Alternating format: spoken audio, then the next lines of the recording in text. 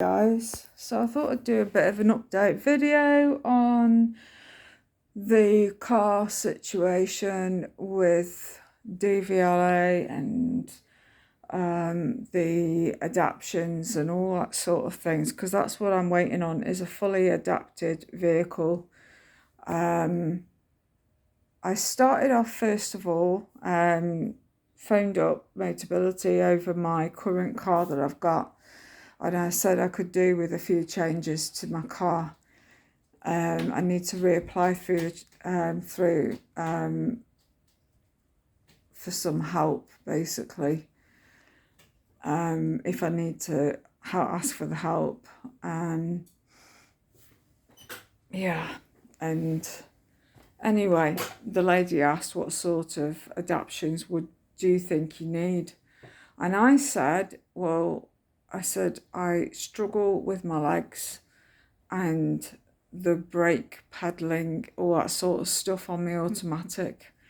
The left foot doesn't get used, so that's not the issue. It was my right foot that was the issue. And then also I said for standing, to collapse, I'd have to stand whilst my chair base was put into the back of the car on a hoist. But I'd also have to take my seat off, and then I would have to put it in the back seat. And I struggle with my balance with my feet being so bad. I'm having to hold on to the car for balance whilst I get to get out to get it all put back together again. But when I've got to do it in the other way, when I first am going to get out in the car, it's a lot. So I'm really struggling. So anyway, the lady in question says, I think you need to go for a MAC test. And I was thinking, what the hell is that? So anyway, she says a MAC test is basically a test to see what sort of adaptions you need from a professional point of view, because you want to do this once and get it right.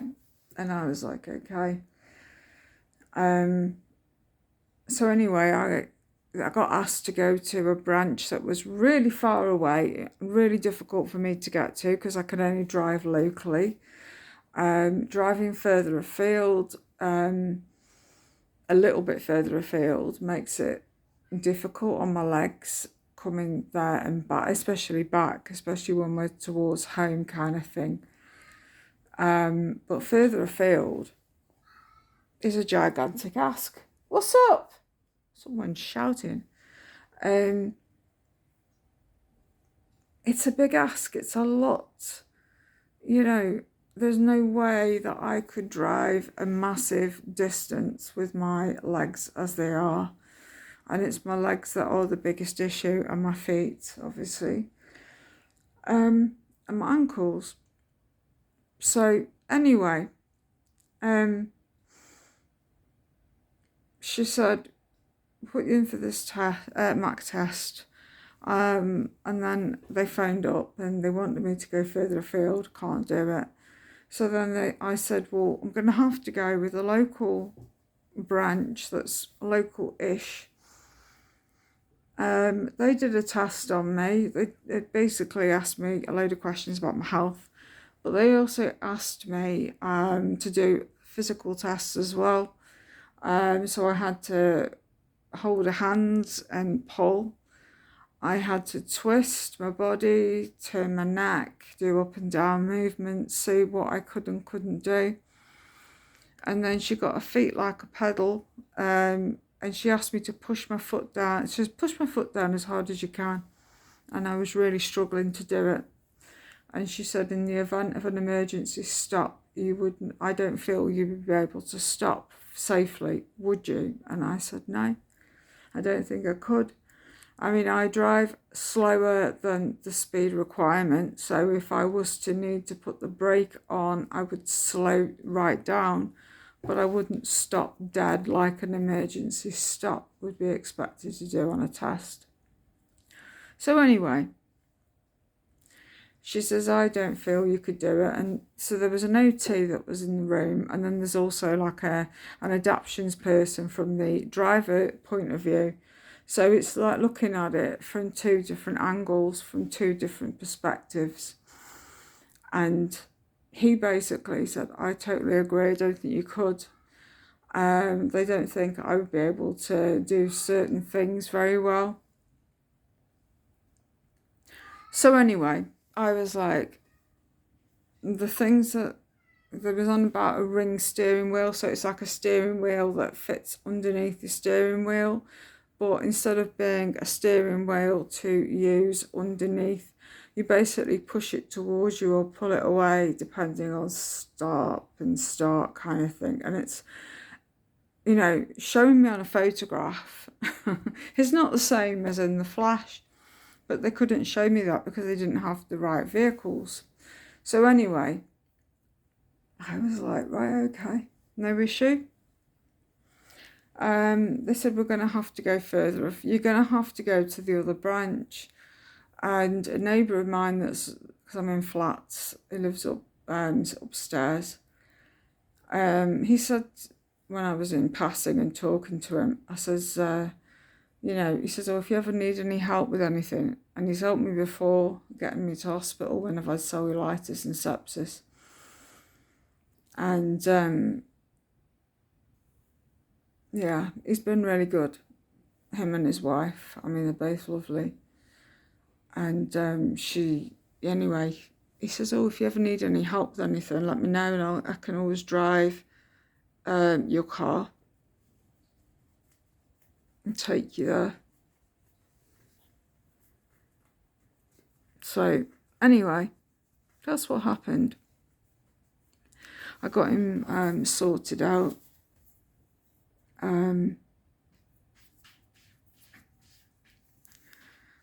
And we went down.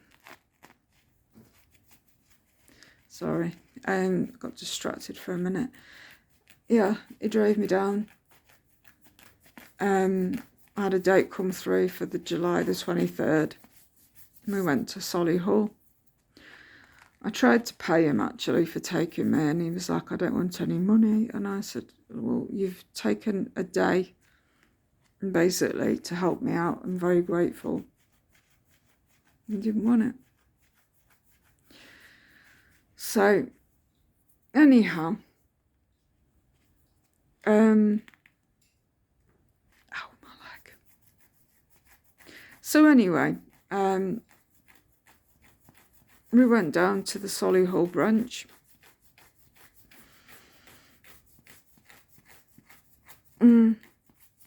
We went to the Solihull branch, and I'm just sorting my dressing out. 1 second. It was pulling on my ankle. Yeah. So we went to the Solihull branch, and the Solihull branch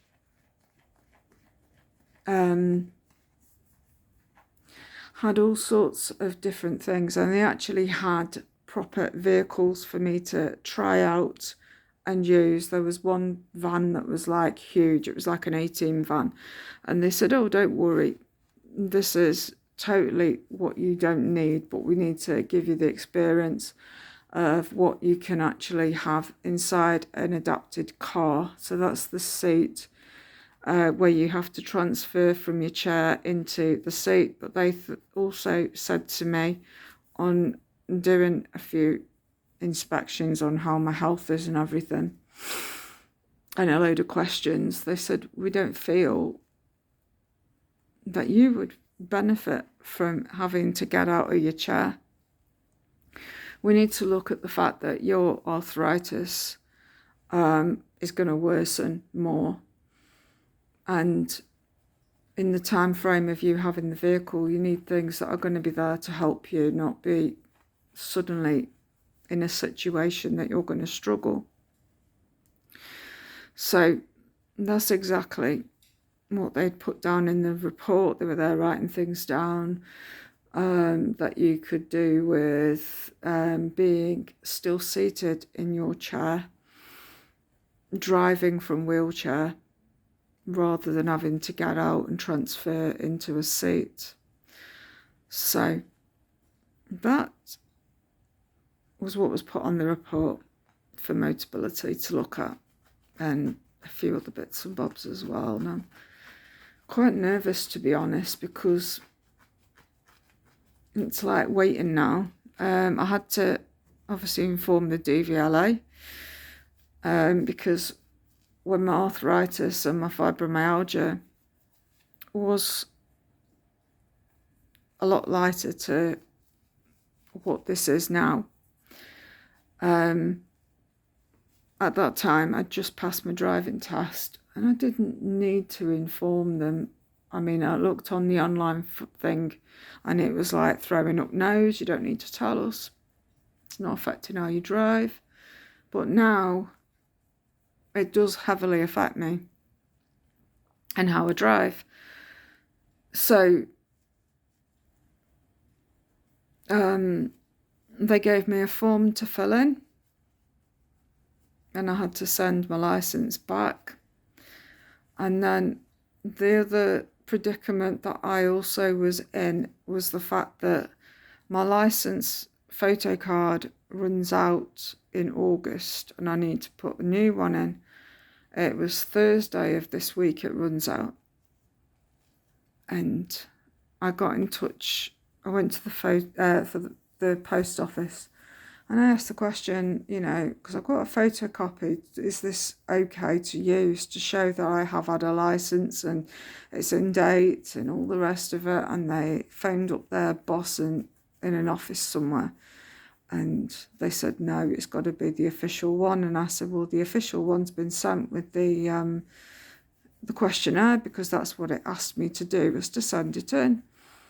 So then I had to get a D1 form from the post office, which actually the lady gave me when I was questioning about my license and the fact that I needed, I didn't have my license. So it's like, what do I do? I've only got a photocopy of front and back.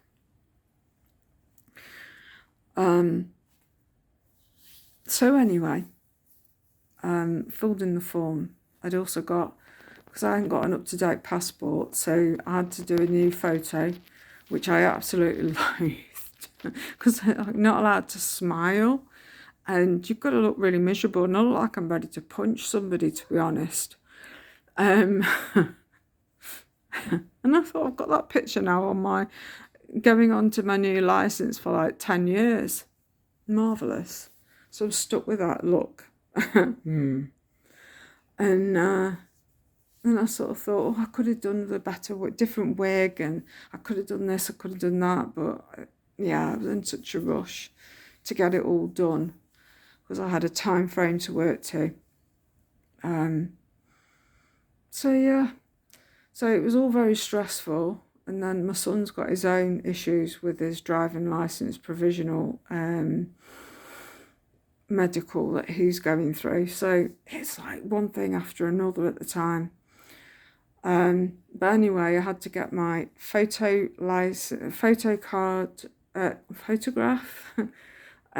picture. I had to get that countersigned by somebody who knew me that was a professional. So I got my foot lady to sign that for me, and she was lovely. And then I sent it off, all recorded delivery, so I knew that it was going to get there next day. Yeah, all go. And then, of course, I had to then send the report from the Solihull branch of the RDAC that I've been to. But the bit that I also forgot to say was that I did go for a test drive in a car with actually no pedals, and with a car with no pedals, but it had the ring steering wheel, so it was like a lever steering wheel shaped underneath your driving steering wheel, and then you just basically pull it towards you or push it away kind of thing to slow it, to accelerate or slow the car down. It's really weird. When you go for your test drive, it's like everything you've ever learned about driving in an automatic or a manual, forget it. You know, the basics of how to operate with your feet, forget it. You've got to start afresh. You've got to get your head around learning different things. It's a lot to take on board. It is a lot to take on board. An awful lot, in fact. It's really stressful. But the more that I got into it, and also I had, instead of a brake, you have a brake button, so it's on a lever again. But it was quite high up from the steering wheel, so it felt like I was up here with my hand. And I said, is there any way this could be lowered? And they said, yeah, when you go for your car, they'll do measurements to see what suits you, and then it'll all be fitted and adjusted and tweaked accordingly.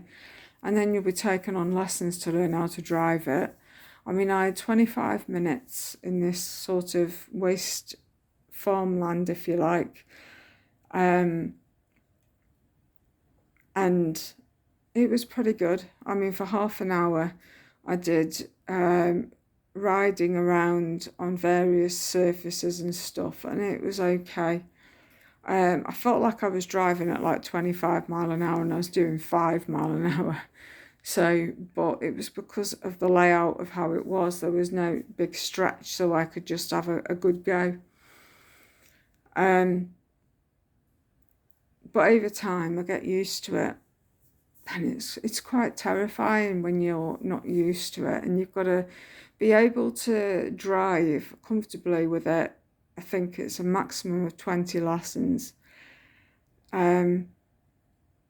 I just want to get on that with it now and get the next vehicle picked out as soon as possible. I've got to wait on my license to come back with the codes, because when I sent the report off, they put which codes are needed for the back of my license. And now that's all been sent off, it's like, right, this is what you need. And I'm just waiting on the medical bit to finish off, contacting doctors and stuff, and then they're going to put the various codes on the back, and I've got to wait and see whether they will say that I'm okay to still drive my automatic for a few more weeks, months, until I get the next vehicle sorted out. Once that's been verified, if I can't drive my car, then it might well be that I have got to rely on my neighbour to be able to take me for things for so long. It's going to be quite tough for a bit, but once I've got these codes and I've got my license back, I can then go on to sorting out the next vehicle. And that's what I want to do, is get that sorted out as soon as possible, because once all that is in place, I can then get my independence back. At the minute, I'm really limited. And I hate having to stand up out of my chair to put my chair in the car and moving around without support. It's really bad on my legs, but also then my back also becomes very bad. And very painful, but it's just waiting and seeing what they say. And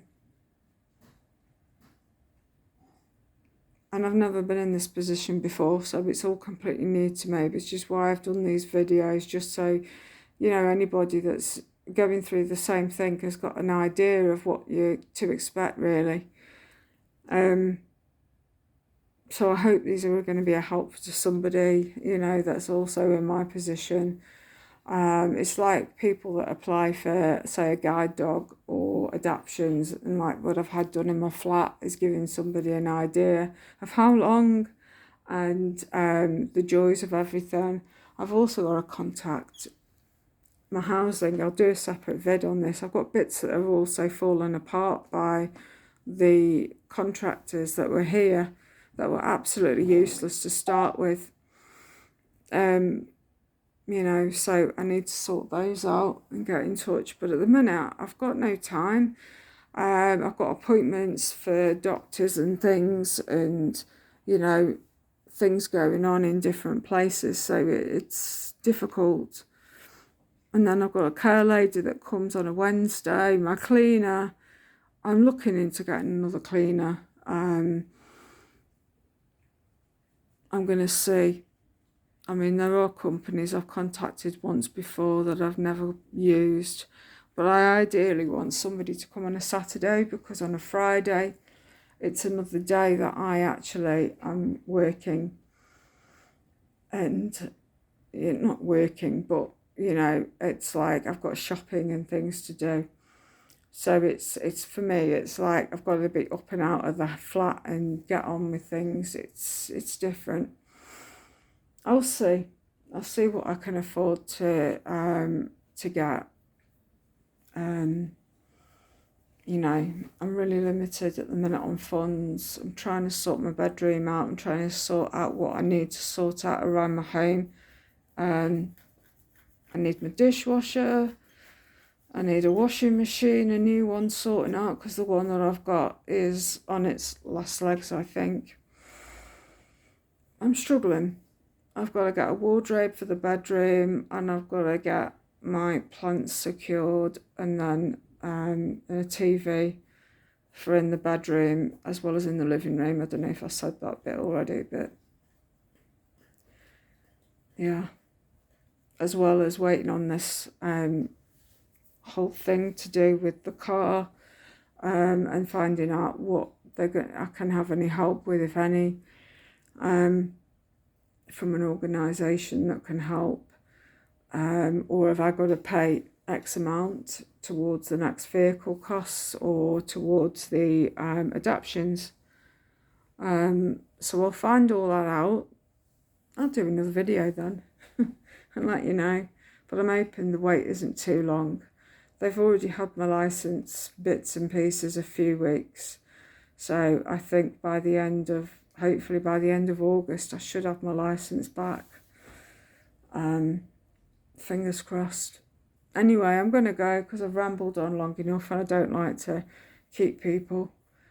But I just wanted to give you an idea of what to expect when you're applying for the next vehicle with Motability, where you need adaptions and big changes. And you see, the type of vehicle that I need is the ring steering wheel with the push-pull brake kind of thing.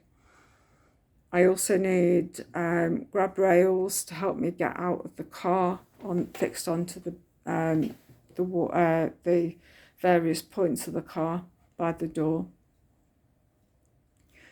I also need a thing for the seat belts to be able to get it comfortably. I also need a rear entry with my chair and a ramp, which then retracts into the car, and then it locks electronically the wheels of my chair. And then a block surrounding the pedal that will be in the car. And then you press a button to change. So if I needed somebody to drive my car for me, they'd do that. But I'm not sure how it would work, because the seat part would obviously be with my chair. So I don't know whether there's a seat that comes in to place and just clips in place for a random driver to use, or what. But I'll have my neighbour as a backup driver for me, should I need it. Yeah. Well, we'll see. We'll see how things go. So I'll keep you posted anyway. Anyway, I'm gonna go. I need to get a drink. I'm absolutely parched. And all these are sleeping right now, which is great. yeah, they're all asleep. I'm like, yeah. So anyway, I'll catch you later. Bye for now. Tra.